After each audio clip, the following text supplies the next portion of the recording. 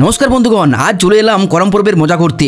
লোকে লোকারণ আমাদের করম পরবে কাচন্দা কংসাবতী নদী থেকে যাওয়া নিয়ে রোড শো হয় খাতড়া পর্যন্ত। ডিজে বক্স, করম পুজোর ঝুমুর গানে প্রায় 8 কিলোমিটার হেঁটে আমরা গিয়েছিলাম। সূর্য অস্ত যাচ্ছিল, কিন্তু করম পরবের যে আনন্দ সেটা কিন্তু অস্ত যায়নি। অ্যাকচুয়ালি করম পরব কি, কতটা গুরুত্বপূর্ণ আমাদের কাছে? আমাদের স্টেট গভর্নমেন্ট প্রতি বছর করম পরবের জন্য ছুটি ঘোষণা করেছে। এবছর 3 সেপ্টেম্বর ছুটি থাকবে। করম পরব মূলত প্রকৃতির পুজো। এটি কুর্মি, মুন্ডা, ওরাও এছাড়া অন্যান্য জনজাতি গোষ্ঠীও এই পুজো করে থাকে। এই উৎসবের মূল উদ্দেশ্য হলো প্রকৃতিকে সম্মান জানানো, বিশেষ করে করম গাছকে। মাহাতো সম্প্রদায় যারা মূলত কৃষিকাজের সঙ্গে যুক্ত, তাদের কাছে এই উৎসবের গুরুত্বটা অপরিসীম। করম পরব সাধারণত ভাদ্র মাসের একাদশী তিথিতে পালিত হয়। মাহাতোদের জীবনে করম পরব কেবল একটি ধর্মীয় আচরণ নয়, এটি তাদের কাছে একটি সংস্কৃতি, জীবনধারা এবং সামাজিক বন্ধনের এক প্রতিফলন। ছোট ছোট বাচ্চা মেয়েরা নদী থেকে বালি নিয়ে আসে এবং তাতে জব, গম এবং চালের শস্য ইত্যাদি রোপণ করে। এই বালিকেই বলে যাওয়া। শস্যগুলি গজিয়ে উঠলে তারা সেটিকে পুজো করে। এই করম পরব প্রকৃতপক্ষে মানব জাতির সঙ্গে প্রকৃতির অবিচ্ছেদ্য সম্পর্কের প্রতীক। এই পুজো শেখায় প্রকৃতিকে সম্মান করলে প্রকৃতিও আমাদের সমৃদ্ধ ফিরিয়ে দেয়। সমস্ত মাহাতো সম্প্রদায় করম পুজোর মাধ্যমে প্রকৃতিকে আপন করে নেয়।